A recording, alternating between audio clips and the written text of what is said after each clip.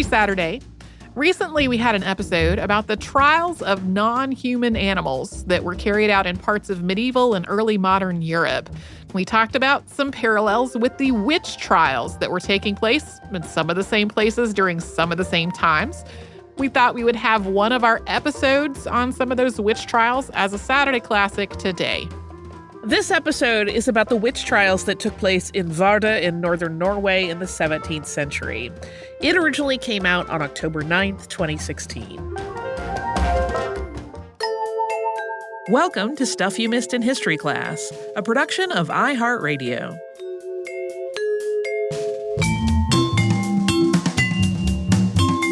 Hello and welcome to the podcast. I'm Holly Fry. And I'm Tracy B. Wilson. And we are still in the Halloween season, which makes me happy in my dark little heart.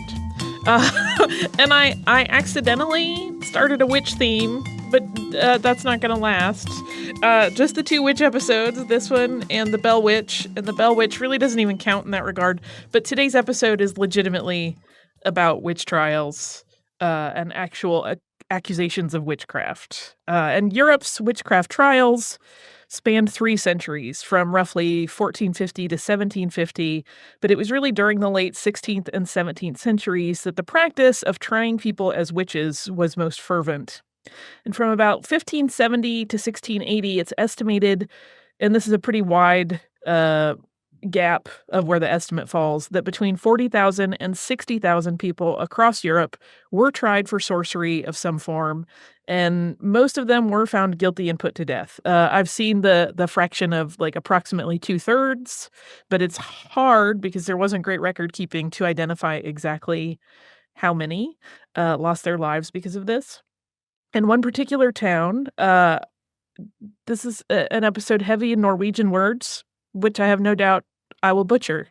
Yeah, even having looked up pronunciations for them, a lot of the phonemes are not used in English, and so replicating them, is a stretch. So know up front that we will probably butcher it, and we mean no disrespect to the Norwegian language. Our mouths just will not do it. So we are going to talk about Vardø, which is a fishing village. It was known as Norway's witch capital, and it was the site of a long series of quite brutal inquests. And there were generally 2 different kinds of witchcraft trials in Norway through this time period. There were isolated trials where one person was brought before the court and tried for sorcery. Just one person at a time would pop up and seem suspicious. And then there were panics, where groups of people were tried in rapid succession in a very short period of time. And whereas the isolated trials had more to do with an individual person practicing witchcraft or some sort of sorcery, these panics were driven by the idea that demons were involved usually, and that groups of witches were consorting with the devil. So today we're going to talk about 2 of the panics that took place in Vardø, Norway. And first, we're going to give you a little bit of geographical context about the area. So Vardø sits in Finnmark County. It is Norway's only town that's in the Arctic climate zone and offers views of the Norwegian-Russian Arctic. It's a really small coastal village. There are fewer than 2,500 inhabitants. It's northern Norway's oldest town, with settlements dating back as far as 9,000 years. And in the 1300s, both a church and Vardøhus Fortress were built there, and the town sort of grew up around primarily the fortress. And despite the brutal weather, the fishing along the coast of Finnmark was plentiful, and the location offered really, really lucrative trade opportunities. Even today, I mean, this is remote. Its relative isolation is one of the reasons that Finnmark's witch trials were so expedient. Copenhagen, which under Danish rule was Norway's capital, was far enough away that the local authorities of Finnmark basically got to act independently. There was such a big geographical distance from any higher authority that the decisions to execute witches were basically made with total conviction, and then the sentences were carried out without hesitation. There was no, Norwegian version of the Department of Justice overseeing the witch trial situation in Finnmark.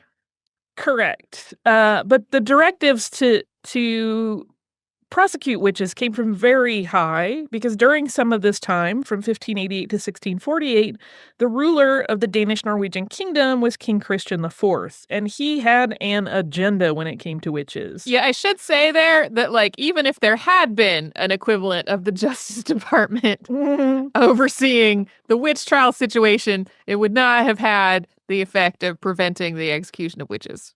And the officials of the crown at this time who served under Christian IV were basically charged with the task of ridding the country of witches, and they were very committed to this job. So it's not surprising that there was a level of comfort in acting with this complete authority in cases of witchcraft at the local level. From the late 16th century into the 17th century, Vardø, which is a small village, as we said, staged 140 different trials. And in 91 documented cases, the accused was found guilty and put to death either by burning or by torture. Most of these happened in clusters where many people were prosecuted over very short periods of time. And the numbers here get really interesting because during the time of these witch hunts, less than 1% of Norway's population lived in the Finnmark area where these trials took place.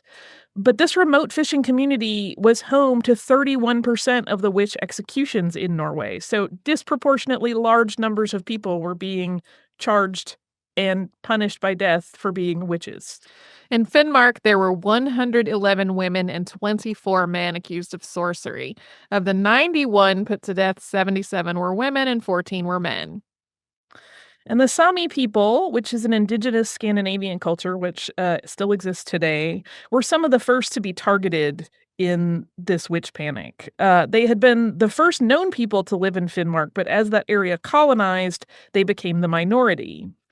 Approximately 80% of those accused of witchcraft in Finnmark were Norwegian. 20% were Sami. When considering gender, though, these numbers skew in a totally different way. Of the 24 men who were accused of witchcraft in the area, 16 were from the Sami people. At least 13 of those 16 were found guilty and executed. And that disparity in proportions is likely due, according to historian Liv Helene Wilhelmsen, who is kind of an expert on this area of study, to the fact that Sami men in particular had a reputation for sorcery throughout Europe. And this is linked probably to some of their cultural practices. For example, they used this they would do this ritual where they used rune drums, where they were basically kind of doing chants, and people went, oh, that must be evil. It wasn't. It's just part of their culture. And in 1609, King Christian IV wrote a letter to his district governors that they should persecute Sami sorcerers without mercy, and that really catalyzed Finnmark's witch hunting phase. So, while the trials of the 17th century might have primarily affected Norwegian women, it does appear that bias against the Sami people really started things. In the early 1600s, Sami were targeted more frequently, and then the trials transitioned to focus on the women of Finnmark. And part of the mindset that led to this witch panic was the idea, common in the 16th and 17th centuries, that the far north of the European continent, including the coast of Norway, was sort of home to the devil. This idea appears to have been born of a tangle of ideologies and fears. For one, although Christianity had spread throughout Europe, there were still people, including those in the northern fringes, who didn't practice it, which drew a lot of suspicion from the church. Additionally, this was and still is a place where the climate can be incredibly punishing, and that stormy nature was attributed to sorcery. The icy cold winds from the north were believed to originate at the devil's home and to be a conveyance of the devil's will, of sorcery, and of evil spirits. And these spirits, of course, specialized in nautical dark magic. These were not just locally held ideas. Many areas of Europe, including France, England, Sweden, Germany, and Scotland, were home to people who believed that Norway was virtually riddled with witches. And the mountain of Domen, which sat between two fishing villages, was believed to be the site of the entrance to a tunnel that went directly to hell. And a cave within that mountain was reportedly the genesis point for various demons, who then spread from there throughout the European continent. So we're about to get into these panics, but first we're going to pause for a quick word from one of our sponsors.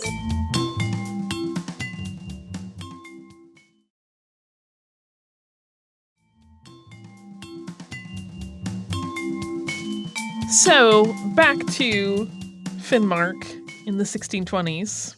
As with any of history's witchcraft persecution episodes, sorcery was often the scapegoat for difficult or tragic events that happened in any community. And Finnmark experienced a really terrible storm one Christmas early on in the 17th century. So the unexpected 1617 Christmas Eve storm hit when 16 boats from Vardø and 7 boats from Kaiberg, I'm sure I'm saying that terribly wrong, so I apologize, were all at sea. And 10 of those boats capsized and 40 fishermen were drowned. Struggling to cope with the loss of so many of the village's men at one time, members of the community started to point to witchcraft as the cause of this tragedy. The population of both villages combined was less than 300 people, so 40 deaths really did have a massive impact on the community.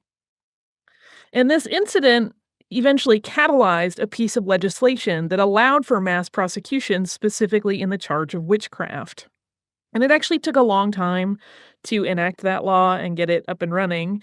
While it was first introduced in October 1617, it really wasn't enforced until 1620. This ability meant that there was one of those instances where a lot of people, both men and women, faced charges of witchcraft and were found guilty. So in January of 1621, during the anti-sorcery proceedings, a woman appeared at the trials and claimed that witches had indeed tied knots in the fishing nets and cast spells on them. Her name was Else Knutsdatter, and she detailed how a group of witches had tied 3 knots in a piece of string. They had cursed the knots and then spit on them. And then as those knots were untied, that curse was activated, and the sea consequently claimed the lives of those fishermen. She herself was accused of witchcraft and was thrown into the sea to see if she floated. This is all too common and pretty foolish practice. The thinking was that the water, which was believed to be a sacred element, would repel evil, which was why witches floated. Elsa floated, dooming herself to a guilty verdict, and then she was put to death. In February of 1621, another woman, Anne Larsdatter, testified before the court. And initially, she refused to speak, and she was, like Elsa, thrown into the sea for the water test. But after this test began, she readily confessed, and this was framed at the time as the water test having released her from the devil's spell. She claimed that when she had been questioned earlier, the devil had silenced her tongue. And when she did speak, she said that she had met with the devil on Christmas Eve of 1617. She went on to say that she had that evening flown through the air alongside the devil and that he had taken her from one village to another where a total of 40 witches had gathered to celebrate the Sabbath. After these events, she went back to her home. Mari Jorgensdatter also testified, and she said that the devil had visited her on Christmas Eve and asked if she would serve him, and then took her to the home of Kirsti Sorensdatter. Kirsti, according to Mari's testimony, cast a spell on her that transformed her into a raven, enabling her to quickly make the journey to the gathering where the knot curse was performed. Mari gave added information that a similar Christmas Eve Sabbath had happened in the time between the 1617 tragedy and the 1621 trials on Christmas Eve 1620. And Kirsti Sorensdatter figured prominently in a lot of the testimony. She was characterized by others on trial as the leader of the group. And she was also one of the last women who testified in the 1621 trials, and she had witnessed how things had played out for those that had faced the court before her. Under threat of torture, she confirmed what the other women had said about their rituals, dooming herself to be burned at the stake. During her court appearance, Kirsti named 2 men who had also participated in the rituals. While men were tried for witchcraft in Norway during all this time, neither of the men that she named were formally accused. But if legal records of later trials are taken at face value, because there are records of all of these proceedings that are apparently pretty well maintained, they're in pretty good shape, but they're literally like on file there in Norway. So they're not online or anything, but they basically like lay out as though this is a legal document. These are legal proceedings, all of these things that we're talking about today. So there is a record of all of these trials. And if they are taken at face value, there were still practicing witches in Finnmark for decades after the many deaths of the 1621 trials. And while more than 10 women were put to death in 1621, A series of trials in the 1660s would claim even more lives. In late 1662, more than 30 were accused of sorcery in a series of trials that played out into 1663. Among the accused were not just adult women, but also young girls under the age of 12. And most of the testimonies in this case were confessions that were tortured out of women and threatened out of children who said that they had met and celebrated with the devil at Domaine, which we mentioned earlier. During the trials, several of the accused said that they had traveled Domaine's pathway to hell and that it was a long black valley with a boiling lake at the bottom. And one of the children victimized in these trials was Ingeborg Iversdatter, who was found guilty of sorcery because of her association with 2 women and another girl and their Christmas Eve 1662 activities. So that day, Iversdatter and a woman named Solveig Nilsdatter were actually in custody for suspected witchcraft. They were imprisoned at Vardøhus Fortress. But according to testimony given before the court, they turned into cats, escaped the fortress, and met with the devil outside the gates. And then the devil took them to one of these witch meetings, and it's there that they met the other woman and girl that were involved in this particular accusation in the testimony. And after much carousing and celebrating, the devil then returned them to the fortress. Ingeborg had the unhappy distinction of being the first child accused of witchcraft in Finnmark when she appeared at her trial on January 26, 1663. Her exact age is unknown, but she was described in court records as, quote, a little girl. Her mother had already been burned for witchcraft.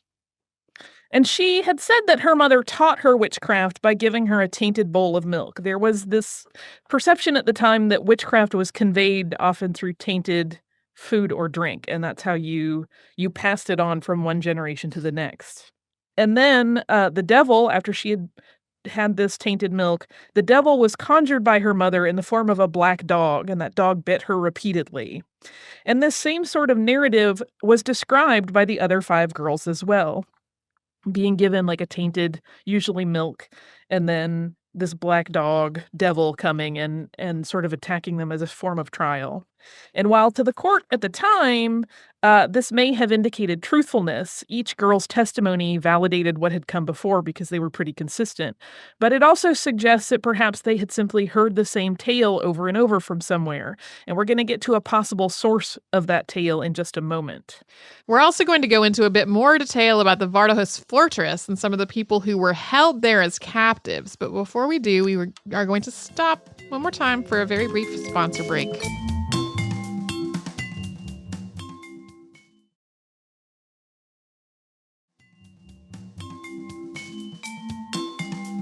So that holding situation that we mentioned before the break in Vardøhus Fortress, which you will also sometimes see translated as Vardøhus Castle, was where most of the torture used to elicit confessions took place.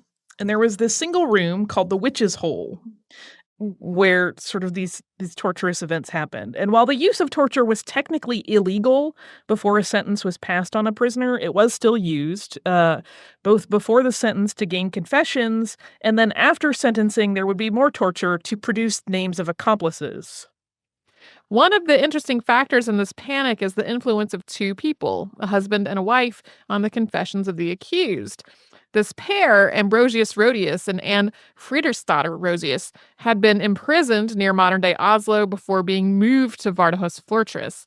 Ambrosius was an astrologer and a physician who was considered politically dangerous after having made some accurate predictions about military conflicts. And his wife Anne, who was the granddaughter of King Frederick II, had some sort of serious argument with political figures in their hometown. So yeah, they were moved to Vardøhus because they were considered basically enemies of the state at that point. And because the fortress was kind of crowded in this 1660s panic, at least one of the children imprisoned there shared quarters with the Rhodius couple. And additionally, Anne had a key to the witch's hole. And it's documented that Anne spoke with both the women and girls who were being held in the fortress awaiting trial, and that she talked at length with them about demonology and that she encouraged their confessions. On the upside, all 6 of the little girls involved in the 1662 to 1663 panic were acquitted on the grounds that they were too young to be held accountable for their actions, and that they had undoubtedly been influenced by the adult witches around them. And over the course of the 1660 series of accusations and trials, we mentioned that 30 people had been accused. 2 women died while being tortured for information before they could be sentenced, and 20 others were sentenced, found guilty, and burned at the stake. In 2011, the country of Norway made a significant gesture of apology and recognition of the 91 people known to have been executed for witchcraft. Peter Zumthor, an architect from Switzerland, and Louise Bourgeois, a French-American artist, worked together to design a memorial for the lives that were lost. So this Stilneset Memorial sits on a piece of remote coastline on the Barents Sea, believed to be the site of many of the executions. And the architect's contribution to the work, which is titled Memory Hall, looks like a 158-yard or 145-meter long corridor built at the edge of the sea. But instead of exterior walls, it has an open, cross-hatched frame. That frame, which is made of pine, supports a tunnel-like silk cocoon, and then within the fabric tunnel is a hallway with oak floors. Within the interior are 91 lamps, and each of them illuminates a window that represents one of the executed, and an engraving dedicated to one of the people killed for witchcraft, including the testimony that was used against them. The second part of the memorial, which can be entered by visitors once they have passed through that long, tight memorial corridor, is Bourgeois' creation, and it's entitled The Damned, the Possessed, and the Beloved. And this element is a black glass room, and inside there is a chair in the center that burns continuously, and there are 3 mirrors mounted above it to create the illusion of the space being consumed in fire. So it's kind of a unique thing. I don't know of many other countries that have done anything like this. It's quite beautiful. There's some really good pictures online, and we'll have links to those in the show notes. But it's an interesting testament to how things have changed in their efforts to kind of, they obviously cannot fix what has gone before, but to at least acknowledge the wrongs that were done and how misguided the attempts to rid the country of evil through witchcraft trials were. So that's the Vardø witch trials. Oh, witch trials. Like, people have such a fascination with witch trials, but they're depressing. They're so depressing. They are.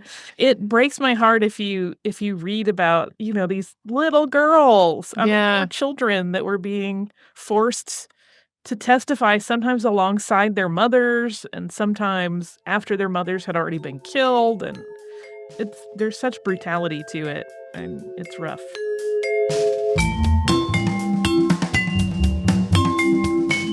Thanks so much for joining us on this Saturday. If you'd like to send us a note, our email address is historypodcast@iheartradio.com. And you can subscribe to the show on the iHeartRadio app, Apple Podcasts, or wherever you listen to your favorite shows.